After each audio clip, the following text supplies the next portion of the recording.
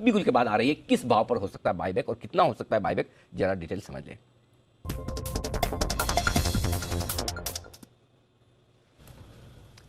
अरमान हमारे साथ है कैलकुलेशन लेकर आपके सामने की इन्फोसिस कितना बायबैक कर सकता है, किस प्राइस पर कर सकता है, अमाउंट कितना होगा। अरमान, पुराने डेटा के बेसिस पर क्या अनुमान लगाया जाए? सर ये पुराने डेटा जिसे उन्होंने पिछली बार अगर आप देखेंगे तो 3 बार इन्होंने बायबैक कर रखे हैं, 2017 में, 2019 में, 2021 में। उन सब में एक चीज जो सेम निकल के आ रही है कि जो भी मौजूदा भाव है जब ऐलान का दिन होता है वहां से 18 से 21% प्रीमियम पर आता है बायबैक। मतलब अगर अभी का जो भाव देखेंगे कि बायबैक किस भाव पर आ सकता है तो वो है 1740 से लेकर 1800 के आसपास का जो भाव हो सकता है वहां पर आ सकता है बायबैक।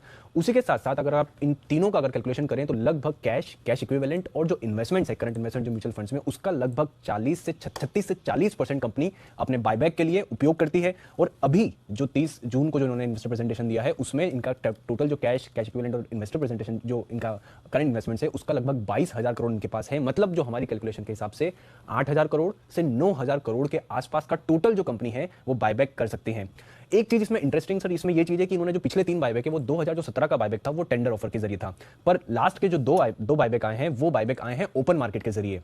उसी के साथ साथ एक और चीज ये भी इंटरेस्टिंग है कि जो भी नया बायबैक आता है वो पुराने बायबैक के भाव से बढ़कर आता है। जैसे 2017 में 1150 के पे आया था, 2019 पे 1600 पे, क्योंकि वो बोनस इशू था तो एडजस्टेड करके 1600 पर, फिर 2021 में 1750 पर। तो जो हमारा अनुमान है एक तो कि 1740 से लेकर 1800, और हो सकता है कि शायद 1800 से भी शायद थोड़ा ऊपर का हो सकता है बायबैक का भाव। 1740 से 1800 अच्छे प्रीमियम पर हो सकता है ये बायबैक का भाव इन्फोसिस का। ये लेवल अपने निकल कर आ रहे हैं, और जो पिछली बार से भी हमने देखा तो वही एक्सपीरियंस है कि हमेशा लगातार 18 से 21% प्रीमियम पर होता है, और लगभग जो कैश इतना उपयोग करते हैं वो अभी जो कैलकुलेशन आ रही है वो 8,000 से 9,000 करोड़ का हो सकता है जो इसका कैश का उपयोग करेंगे ये बायबैक के लिए। ठीक है, तो चलिए रखते हैं नजर। थोड़ा ऑफ कोर्स स्टॉक में वैसे प्रेशर दिखा है, ज्यादा एक्साइट हुआ नहीं बाजार इस खबर के आते हुए। हिमांग सर, कोई व्यू है सर इन्फोसिस के बायबैक पर? इन्फोसिस में देखिए बायबैक का जो क्वांटम है वो लगभग 9-9.5 करोड़ का, जैसे आपके एनालिस्ट ने बताया, वो मुझे भी लग रहा है कि लगभग वही होगा। दूसरा जो ओवरऑल जो इक्विटी का जो साइज है वो मुझे लगता है कि 1% के आसपास ही होगा। तो ओपन ऑफर के थ्रू अगर मतलब मार्केट के अंदर वो लोग अगर बाय करते हैं और 1% के आसपास होगा तो मुझे लगता है कि बहुत ज्यादा इंपैक्ट उस पर नहीं आ सकती। अभी ज्यादा जो इंपॉर्टेंट फैक्टर्स आईटी कंपनीज के लिए वो ये है कि जो ग्रोथ एक्सपेक्टेशंस मार्केट लेके चल रही है वो काफी ज्यादा है। जैसे टीसीएस में हम लोग 16% की ग्रोथ एक्सपेक्ट कर रहे हैं, इन्फोसिस में भी लगभग 14-15% की ग्रोथ एक्सपेक्ट कर रहे हैं। और जो रिस्क है, ये जो करंट डेवलपमेंट्स है, उसमें लग रहा है कि शायद थोड़ा सा डाउनग्रेड हो सकता है अर्निंग्स के एक्सपेक्टेशंस। तो नंबर्स या जो बायबैक है वो शायद उतना एक्साइट नहीं करेंगे। अभी स्टॉक मेरे हिसाब से थोड़ा रेंज बाउंड रह सकता है। तो ये है आपके लिए इन्फोसिस पर राय हेमांग सर की तरफ से आती हुई। बस बात वही है कि टेंडर रूट नहीं होकर ओपन मार्केट परचेज होता है तो फिर ये दिक्कत होती है। करेक्ट सर, वो हर बार वही प्रॉब्लम आती है। और टीसीएस का जो था वो टेंडर ऑफर था, तो उसमें क्या है कि जितने भी शेयर गए कम से कम आपके 4,500 में कुछ तो चला गया, तो आपकी कॉस्ट कम हो जाती है। तो यहाँ पर यह है कि टेंडर ऑफर नहीं है, कंपनी की जब मर्जी होगी। लास्ट टाइम यही आया था। तो एक बार समझिए, जो भी कंपनी बायबैक लेकर आती है, बायबैक 2 तरीके से किया जाता है। एक तो ये कंपनी कहती है कि इस भाव पर बायबैक करेंगे, जैसे कि टीसीएस ने कहा 4,500 रुपये में बायबैक करेंगे, ठीक है।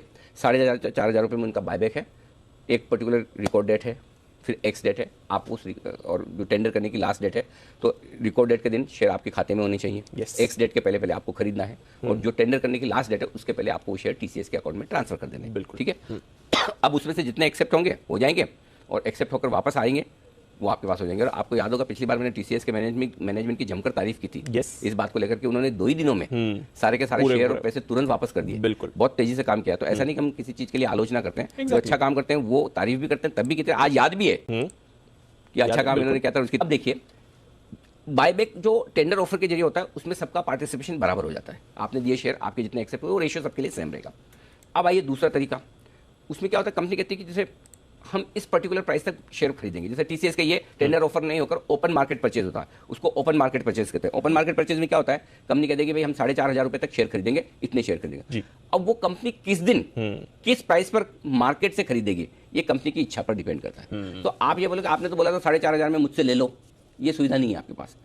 आपको जो भी भाव मार्केट में जब आपको बेचना बेचे तो क्या करेगी, 6 महीने का जनरली समय होता है, तो 6 महीने में कंपनी धीरे धीरे अपने हिसाब से उतने शेयर खरीदेगी, राइट, ये नियम है। तो इसलिए ओपन मार्केट परचेज में कंपनी को प्राइस ज्यादा बेहतर मिलती है, टेंडर ऑफर वाले बायबैक में शेयर होल्डर्स को फायदा थोड़ा ज्यादा रहता है। लेकिन दोनों ही तरीके लीगल है, वैलिड है, अलाउड है सेबी की तरफ से, और दोनों के अपने फायदे नुकसान दोनों तरफ। एक तरफ कंपनी का फायदा ज्यादा है, दूसरी तरफ शेयर होल्डर्स का फायदा ज्यादा है।